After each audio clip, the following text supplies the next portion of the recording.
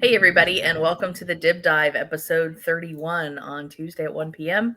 We're actually coming at you not live, rather recorded. Wah, wah. Sorry about that. We're not live. Allison and I will be off site when we would otherwise be on stream. So you get the early morning version of ourselves, the 9 a.m. Yeah, version when we're recording this. this Which is rough. I'm Yeah. just starting my coffee, so I I'm haven't had mine yet, so forgive me. converting into myself. But it does take a little bit for me to start up.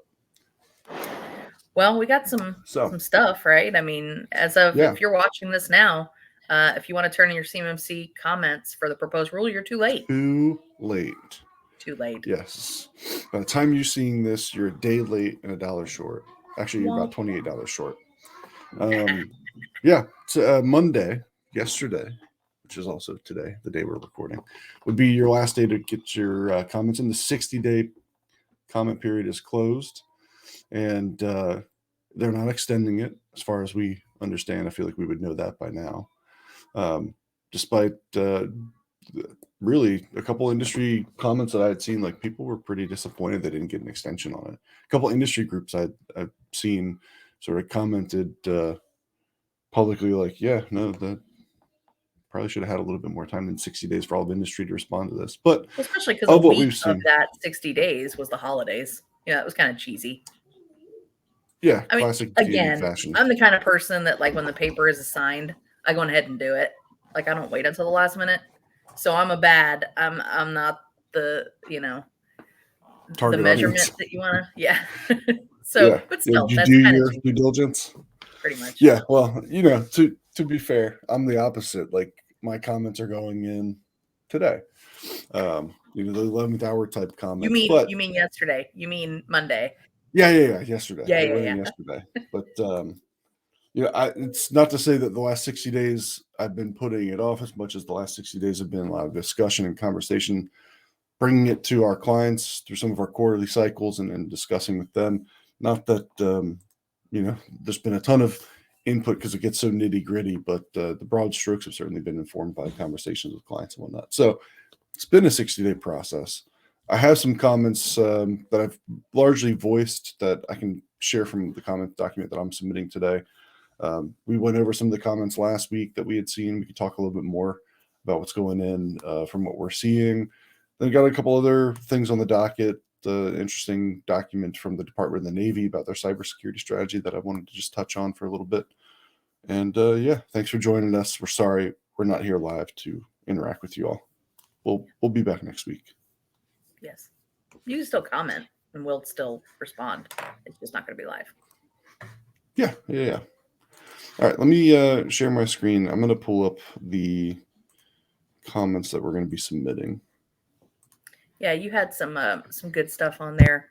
Things that I'm glad when I'm reading a lot of these more robust comments, there are trends that I'm seeing across the comments, and I know that that's really key for when they adjudicate and when they go through things. I mean, heck, if I'm in charge of reviewing a rule, that's what I'm looking for: is what's everybody talking about.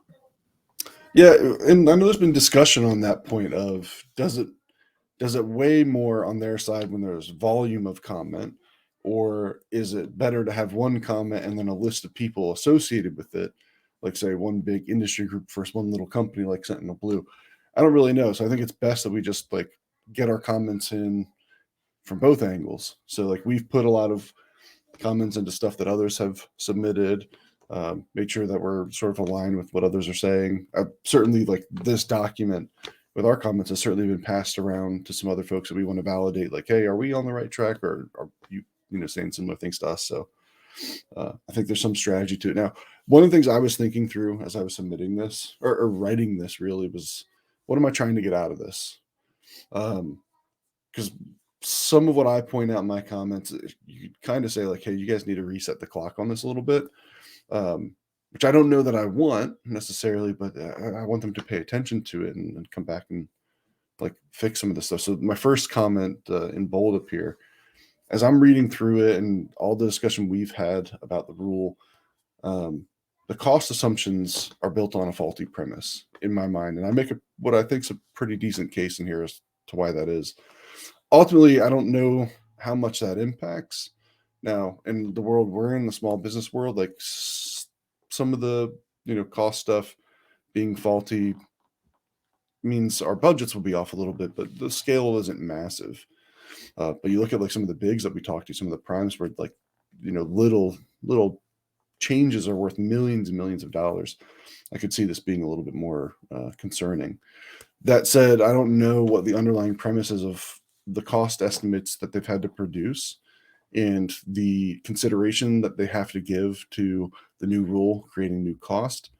If I can prove the point that, hey, your proposed rule does incur new costs, what does that change on the government side? Is there some government side process where, oh, if it represents new costs, that changes how rulemaking has to be done? It's back to the drawing board.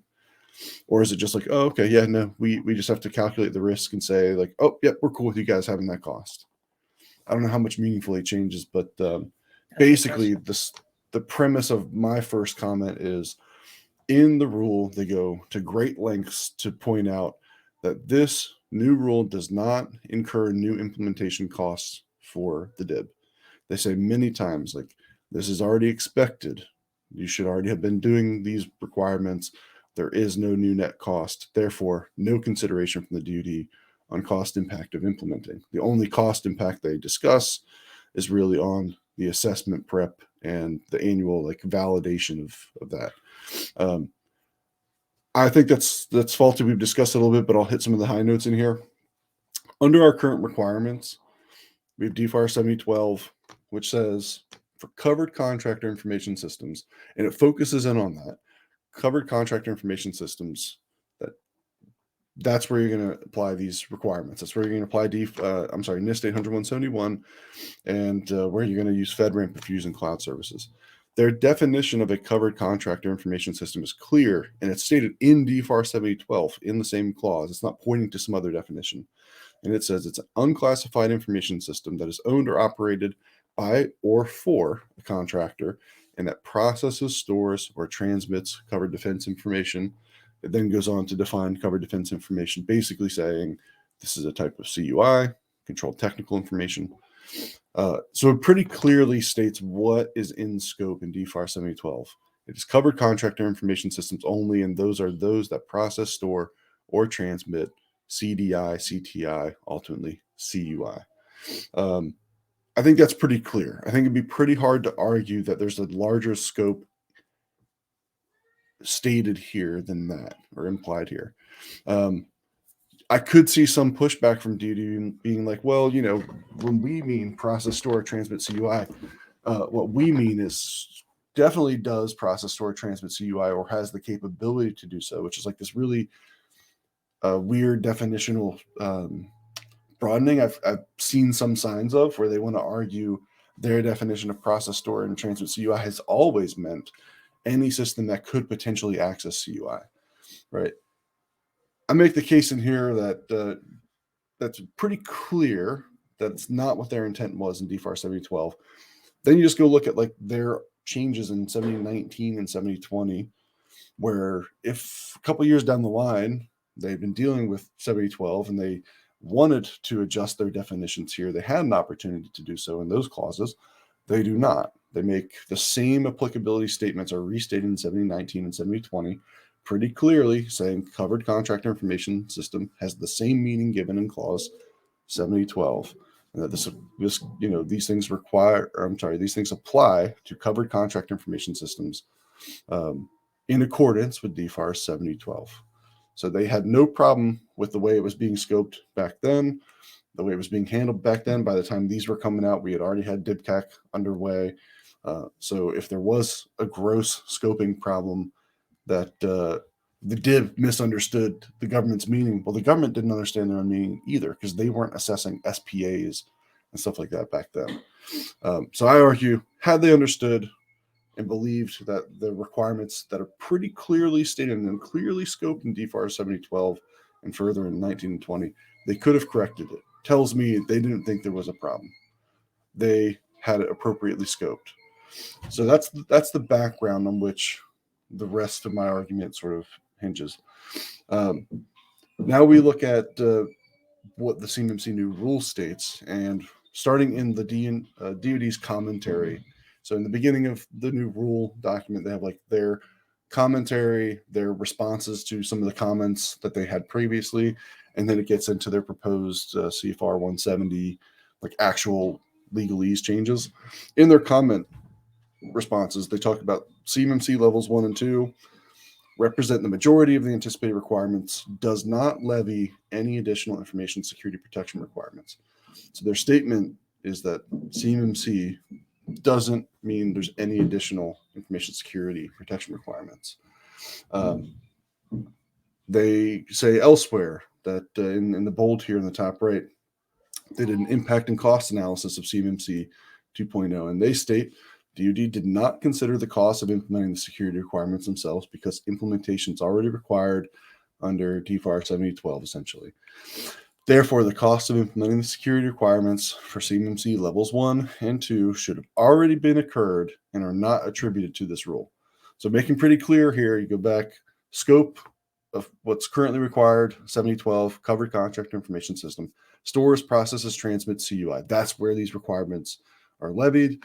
Now we have DoD's commentary saying CMMC does not create any new cost compared to what's already required in 7012.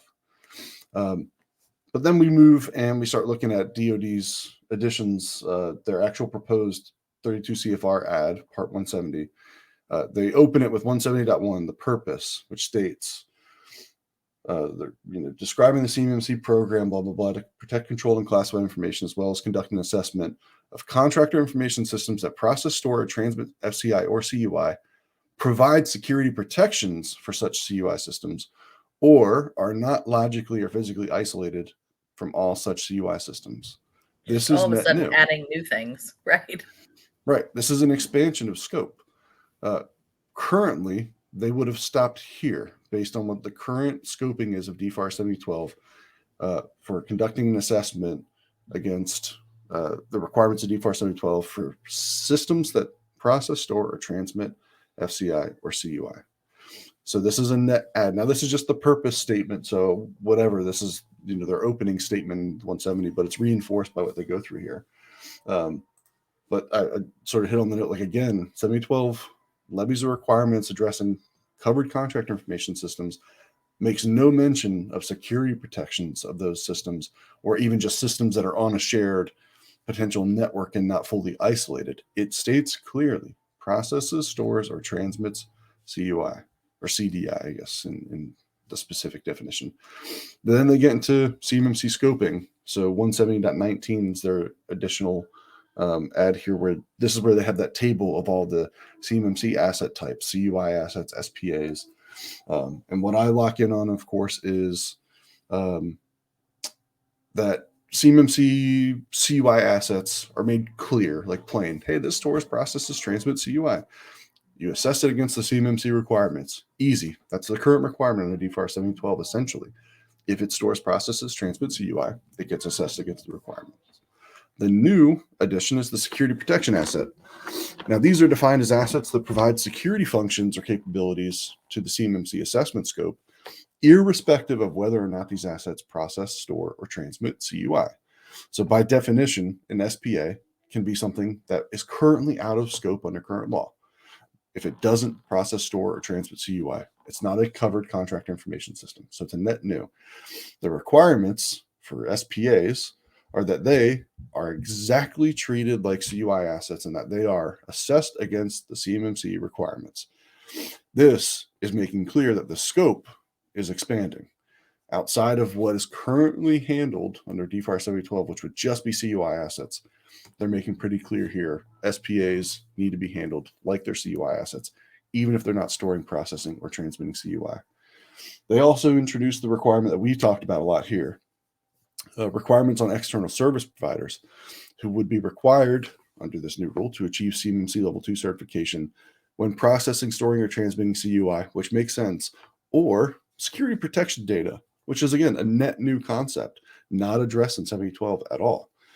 First off, including external service providers at all into the CMMC certification requirement is itself an additional cost that they're not accounting for. They've not accounted for the impact on small business costs if they have to work with an outsourced provider to implement these requirements, who has to use CMMC level 2 certification as well. So there's going to be a cost impact to the companies that use MSPs and MSSPs, because those MSPs and MSSPs have to go get certified. They're going to pass that cost through. That's how it works. So that should have been somewhat addressed, but I can kind of forgive that one, because they can also just say, well, hey, no one's saying you have to use an ESP. Fair-ish.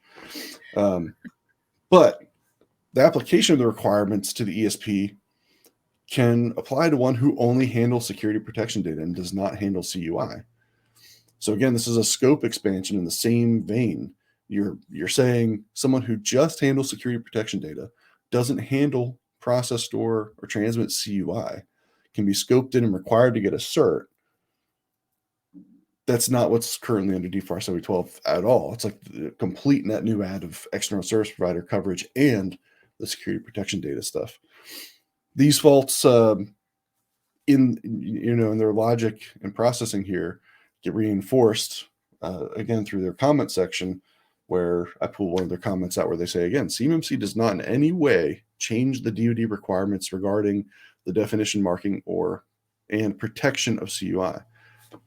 My case is this clearly, CMMC is clearly changing the DoD requirements regarding protecting CUI, because now they're saying the scope for protecting CUI has expanded to include things like security protection assets and external service providers. To me, I'd say that's not correct. The proposed rule implements a CMMC program that significantly expands the scope of requirements for the protection of CUI.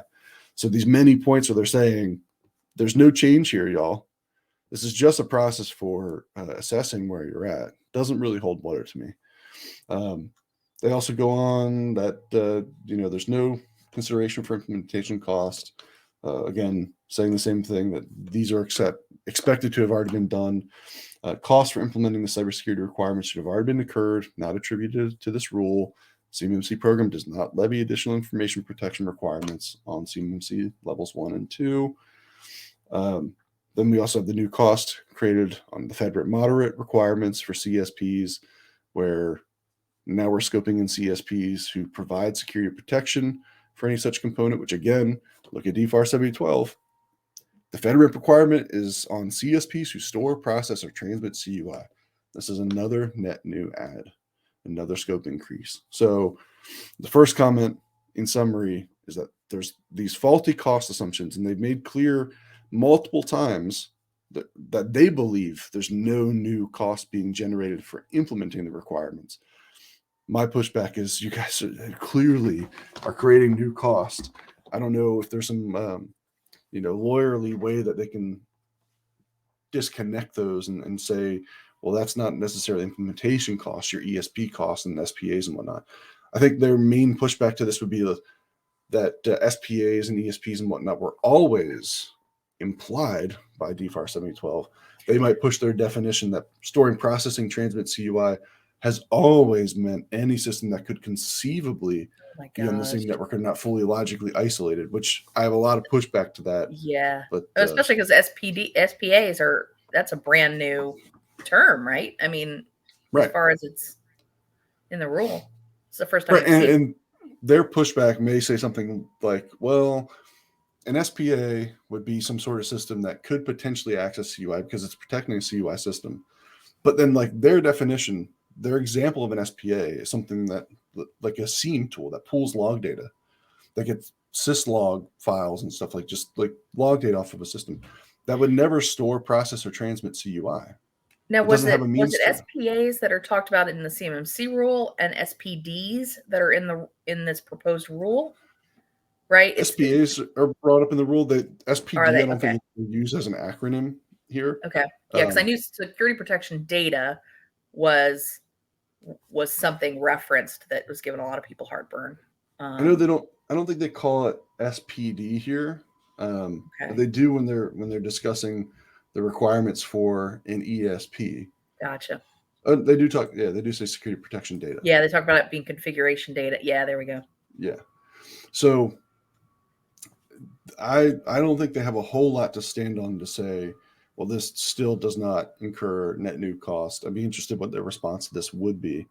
But I think the interesting question goes back to the beginning: is if we can make the strong case that, hey, your cost assumptions are faulty, the whole way you've approached understanding the cost this is going to incur on the DIB is broken. What does that change about the rule and how they have to do things? Right. So I'm interested to see how that goes. Hopefully they address it. And they're not just like, yeah, no, we always meant SPAs were covered. Sorry about your luck. But I guess it's, their prerogative. Yeah. The second main comment that I have is something we've talked about, which is the scoping of level 2 is contradicted multiple times in the document. It's just inconsistently defined. They define it up here that CMMC level 2 and level 3 certification assessments are essentially conducted for each OSC information system that will be used in the execution of the contract that will process, store, or transmit CUI. So they're scoping for a certification assessment information system that will process, store, or transmit CUI. What about all that other stuff that you've also thrown around in this document? Also, the minor editorial thing, they call the level 2 one just an assessment. Level 3 they call a certification assessment, but whatever. Their CMMC scoping, which we already brought up that table under 170.19, again, CUI assets, the obvious stuff, they handle CUI. You validate them against the full requirements. Again, SPAs hit on the same point, irrespective of the fact that they store, process, or transmit CUI, you're scoping those in. Okay, that flies right against what you started with, that the scope of a certification assessment is systems that store, process, or transmit CUI. We also have, beyond the scope expansion, which we've already addressed in the comments, that statement about SPAs is inconsistent with what was just stated, conducted for OSC information systems that process, store, transmit CUI. So then we get into the procedure for how it applies to subcontractors. CMMC level requirements apply to the prime contractors and their subcontractors throughout the supply chain at all tiers that will process, store, or transmit FCI or CUI on the contractor information system in performance of the contract. Again, we're scoping to processing, storing, and transmitting CUI. We also have some inconsistency around FedRAMP moderate requirements levied on cloud service providers. They have a response in their commentary that says, hey, the FedRAMP moderate requirement applies to CSPs when they are used to store, process, or transmit CUI, or to provide security protection for any such component. Net new, never been brought up before. But then in their follow-on within like their actual legal rule that they want, 170.17 here, assessment of cloud service provider states an OSC may use a FedRAMP moderate or higher cloud environment to process, store, or transmit CUI in execution of a contract or subcontract with a requirement for level 2. Okay, again, no mention of security protection data or logical isolation requirements. Just, CUI again. Looks like I started to do another comment here, but I didn't finish it. And then you're bringing one off in a different direction there. Yeah. So we're unclear about scoping, particularly around security protection assets, security protection data. That scope increase and that inconsistency can mean massive cost difference. We have this conversation daily in places like our Discord server or just broadly in the community about the impact of the FedRAMP requirement itself and how it applies to CSPs that are just providing security protection. We have people who we know are making changes to their architecture based on the assumption that security protection assets will need to be FedRAMP moderate or FedRAMP moderate equivalent. So people are abandoning commercially available tools that are not FedRAMP moderate, but don't process, store, or transmit CUI because they're anticipating that. Well, the rule doesn't make that clear. In fact, it's only really stated in the DoD's commentary pieces that it would include security protection capability. They don't make that clear in the actual changes to CFR, 32 CFR 170. They never say anything about anything beyond processing, storing, and transmitting CUI. So we have a lot of people making changes, and we're all trying to plan on this stuff. And it's generally understood, I think, by everyone involved. This stuff takes time to implement, but we still don't know what the requirements are. So you can't have a timeline on implementing this and certifying the DIB that doesn't include a reset when this rule goes into effect to account for these changes that they potentially want to have. Isn't it wild too to think about how our priorities have completely shifted? Because I remember not too long ago, the drum that we were all beating was, hey, this is ludicrous to say that 100% of the requirements have to be met in order to officially be CMMC certified. And I recognize poems and all that, I recognize that's part of the conversation, but remember how that was key, right? I mean, it was like, oh my gosh, can't do all this. You can't assume that we're all going to be compliant that moment in time that we are assessed, 100%. And now all of a sudden we're saying, not only is that ludicrous, but the expansion of scope is not just cost related, but you're missing the forest through the trees, DoD. I mean, we're not protecting the DIB any better. We're making people throw up their hands and saying, this is futile. Why would I bother? Right. Yeah. It's supremely frustrating for the people who are taking this very seriously and who have for years now, that we can't get a consistent statement, even in like this most important rule that we've been building up to. I'm not a lawyer. If I can see this stuff and highlight it, like, I feel like someone should have caught that. Someone should have addressed the inconsistency in the language. And hopefully someone with perspective like I have could have been in the room to say, hey guys, from an actual implementation of this stuff, I think we need to pause and look at some of the stuff we're sort of flippant about including or assuming was there. Like, again, if their pushback to everything I've said so far is, well, SPAs were always, implied there, common sense should prevail, that we always meant that. Well, first off, no, words matter. You specifically scoped it many times to just systems that store, process, or transmit CUI. But even still, everyone has been operating with that understanding. I mean, just about everyone I've ever talked to, our conversations for the last 5 years have been, well, does the system store, process, or transmit CUI? If not, don't worry about things like FedRAMP. Still do common sense protections on it and whatnot. And our DIBCAC experiences included, things that were essentially SPAs at the time that we showed, hey, we're doing some due diligence security on. Of course, we have MFA for our SPAs. Of course, we have, good cloud service provider stories to tell and whatnot, but it wasn't a FedRAMP requirement because it wasn't in scope based on TFAR 7012. So they can't reject the reality that we're in and then pretend like, well, this is your all's fault. You should have known what we meant. You guys can't just at the 11th hour change the goalpost that significantly and pretend that you didn't. So I'm interested to see how they deal with it. I know I'm not the only person making comments along this line. I've seen a couple out there. I know Vince Scott just posted on LinkedIn yesterday, technically, for the purposes of our recording, that he submitting a lengthy document. Vince, I'm sure, found a lot of the same inconsistency that I found. I haven't read his document yet. I plan on, I'm getting on an airplane here in a little bit. I'm probably going to read that on the flight down to Florida, sunny Florida, where I'm escaping this weather. So we'll see. But yeah, I'm very interested to see how they respond to that type of commentary.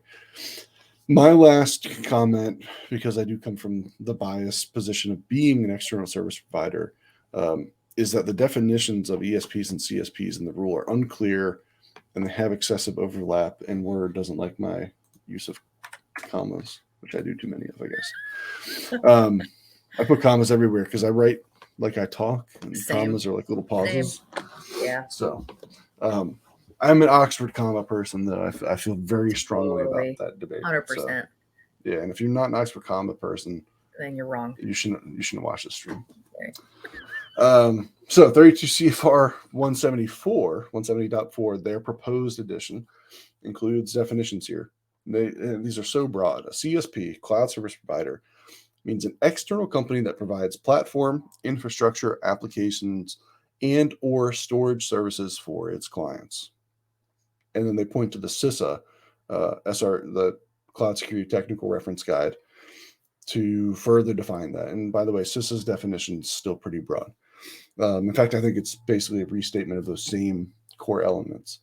Then we have an external service provider, which means an external people, technology, or facility that an organization utilizes for provisioning and managing comprehensive IT and or cybersecurity services on behalf of an organization in the CMMC program. CUI or security protection data, like log data or configuration data, must be processed, stored, or transmitted on the ESP assets to be considered an ESP. So the proposed rule requires that an external service provider that cannot be scoped in as a CSP needs a level 2 certification assessment if it's used by an OSC who's seeking level 2 cert. Requires, again, that CUI or this new thing, SPD, be stored, processed, or transmitted by the ESP to be considered an ESP. By nature of processing, storing, or transmitting CUI or SPD, an ESP is providing a platform application. At the very minimum, they're providing a storage service of the CUI or SPD they're handling. Therefore, couldn't you say all ESPs by nature of the definition have to also be CSPs? Oof. Yikes. Right. So what do you define as a storage service? Right. Isn't a storage service anywhere that we're putting CUI that's not in my purview? I mean, so yeah, I don't you have know. these angles for argument. I think this is reinforced. DoD has some commentary in their comment response section. Comment 10, they talk about if an OSC uses an external CSP to process, store, or transmit CUI, or to provide security protection for any such component, they must ensure the FedRAMP requirement and whatnot. Both an ESP and CSP are scoped in for storing, processing, or transmitting CUI or security protection data, as would be the case made by providing a security protection. So again, this is like they mean the same thing. If I'm in scope as a CSP because I'm storing, processing, or transmitting CUI or providing security protection, that's what in scopes me per DoD if I'm a CSP. Well, let's go back. What's the definition of an ESP? Store, process, or transmits CUI or security protection data on ESP assets. They seem to mean roughly the same thing. Now, again, this goes back to something I say a lot. Like, I think we all know what is meant here. We all know CSP means Microsoft and Amazon and Google. We all know that. I think we also all know that your managed service provider using a SIEM tool and collecting log data and storing it isn't really a storage service. Shouldn't make them a cloud service provider. But the scenario I brought up a couple times is like one that the big primes are looking at. Big primes are looking at their subcontractors and saying, hey, if you guys can get your house in order, we're just going to build a system for you guys to come into. They're using the concept of Microsoft Meet Me tenant, a separate tenant in Microsoft 365 that they're going to allow their company into, and they're going to have subcontractors come into to do things like collaborate on documents, store said documents. That doesn't fix a lot of my world. I mean, as a manufacturer, that doesn't fix anything, because I still have to take that data and hand it off to my machinist. And you know what I mean? And he doesn't have a specific workstation. I print things out. It is what it is. That's a lot of the manufacturing world. And I've said some of these things to a few of our friends in the DoD before, kind of giving them the day in the life of a machinist and what they touch in terms of CUI.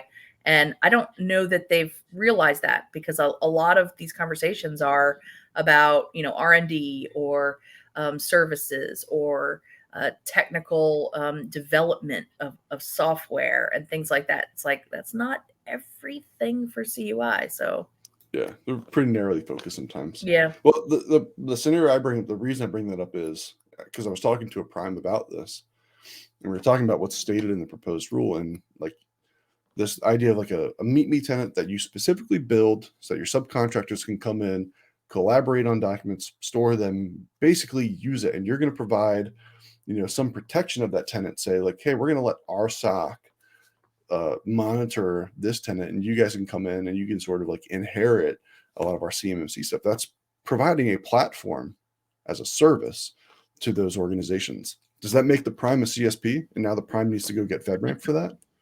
Yikes. Definitionally, I think Right. you could argue like, yeah, they're providing, they are, what does it say here? An external company to the subcontractor. The prime is an external company, and it's providing a platform, infrastructure, application, and or a storage service. Oh man. Right. So my Yeah, point that in gets this juicy. is it's Yeah. unclear. There's much Yep. overlap. You can create some scenarios that people are concocting Mm-hmm. to over apply the requirements, blend it with the other problem we've already laid out, which is if you're going to over apply CSP as a definition, Yep. and we're also going to over apply the FedRAMP moderate requirement to security protection capabilities, then it's everything always ends up needing FedRAMP. Yeah. And none of this actually better secures the DIB. I mean, to the extremes that we are going. In my opinion, it doesn't. So right, you end up killing a ton of options for them. So again, proposed rule, you're not clearly articulating the difference between what you mean by these. There's a ton of overlap that leaves us super uncertain about how we should engage with external partners. Like WinTech needs to be asking Sentinel Blue, like, are you guys, do you need FedRAMP? Right. Yeah. I mean, where's that line drawn? Yeah. Everyone has to have that conversation. And let's suppose that the new rule does say like, hey, most MSP activity does fall under CSP activity. Therefore, they all need FedRAMP. Okay. Everyone has to abandon their MSPs. Again, how is this going to impact the timeline? How's this going to impact cost? Have you discussed that? Of course you haven't. It's not accounted for. Yep. So those are my comments. Well, all right. Well, I know you've got places to go and people to meet, so we can't really dive into any live comments. Well, partially because we're not live, and partially because we could go on. There were lots of things to talk about from some of the comments. I know, like you mentioned, Vince's that got posted on Monday. There are another handful of ones too that got posted. Kind of. Oh yeah, that's right. And you've got your Department of Navy Cyber. Yeah, I just want to tag up on this real quick. We could also cover it next week live while you get your input. We could, and yeah, that's fine. We can do that. Give people homework. Give people homework. Grab this. It's from November. I just want to highlight one or two things that you should get into the actual reading on. But the Department of Navy has a cybersecurity strategy, and they've identified some lines of effort. One of the things that they're working to shift away from is compliance and shift toward more cyber readiness. Now, that has more to do with the ATO process, but again, read what they say about that and tell me that doesn't undermine a little bit of what's happening more broadly at the DoD. And then go read the section about how the Department of the Navy is planning to partner to secure the DIB, and do a control F on CMMC and find nothing. So shouldn't surprise anyone. Yikes. Left hand, right hand, back hand, all of it. Killing me, Smalls. Oh, man. Well, it's been a pleasure on this lovely Monday morning. I mean, Tuesday afternoon at 1 p.m. That's right. It has been. Hopefully you all got your comments in. Yes. And again, we apologize for not being with you live. This was a pre-record, but we hope that you got your comments in, and we hope that you join us next week, Tuesday, 1 o'clock on the DIB Dive. Thanks, everybody. We'll see y'all. Thank you.